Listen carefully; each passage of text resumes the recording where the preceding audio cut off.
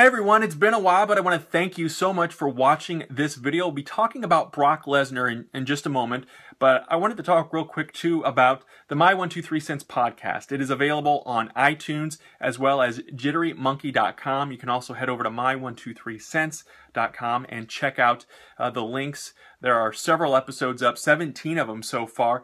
Go ahead and listen to them. Lots of interviews, thoughts, and opinions on the world of professional wrestling. But I wanted to kind of weigh in on the Brock Lesnar situation because I won't have another show drop until the post-WrestleMania show. And Brock Lesnar, of course, announcing that he has re-signed with WWE. A lot of fans had been speculating whether or not WrestleMania 31 was going to be his swan song of sorts, if he was going to be going back to the UFC. And I personally am happy to hear that Brock Lesnar is staying with WWE. And a while back, I was kind of critical of his part-time status and of him being the champion. But, you know, after thinking about it and after seeing how it's been implemented, I don't mind a quote-unquote part-time champion. I don't think it's bad for business. I remember as a kid watching Hulk Hogan as the WWF champion, and how often did we see him on Superstars? It wasn't very often at all, and very, very rarely did he wrestle on Superstars. I remember a tag team match with Paul Orndorff once, and I remember him wrestling Johnny Rodz in a squash match.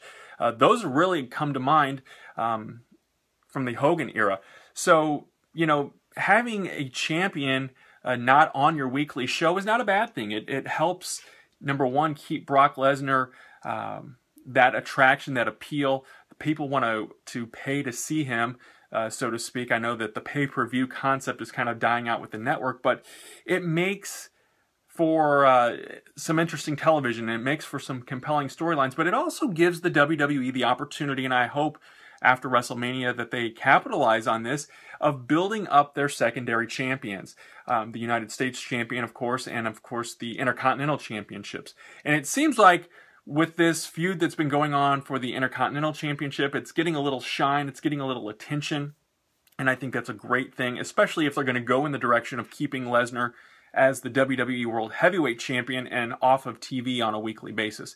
And I'm not suggesting that Rusev needs to lose the United States Championship and John Cena make it legitimate or add value to it. I'm not saying that at all. You can hear my thoughts on that U.S. Championship match over on the My 123 Cents podcast.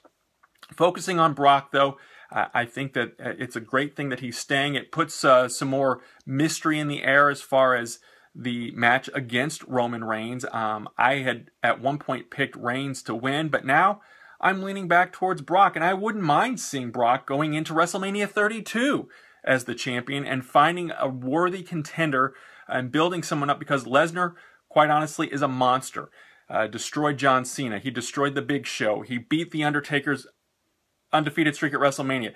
There is so much going for Brock Lesnar right now that I don't know how you end that unless there's some sort of shenanigans that go on and him lose the title. That also kind of puts Seth Rollins in a lurch. When is he going to cash in that Money in the Bank briefcase? It'll be interesting to see exactly where that goes. But we as wrestling fans need to be patient. And I don't mind waiting another year to see what happens next with the WWE World Heavyweight Championship. It'll be interesting to see what stories they tell. I know that many fans are going to be disappointed that Daniel Bryan perhaps is out of the spotlight as far as the championship goes. I think he could have a good run, a solid run as Intercontinental Champion, though. And I think that you keep Lesnar's name out there every week on Raw by having Paul Heyman come out. You don't have to do it every week, but you don't have to have the champion on the show every week either. That's the point I'm trying to get at here. Again, be sure to check us out on jitterymonkey.com as well as my123cents.com. We're available at iTunes and, of course, right here on YouTube. Thanks for watching and subscribing.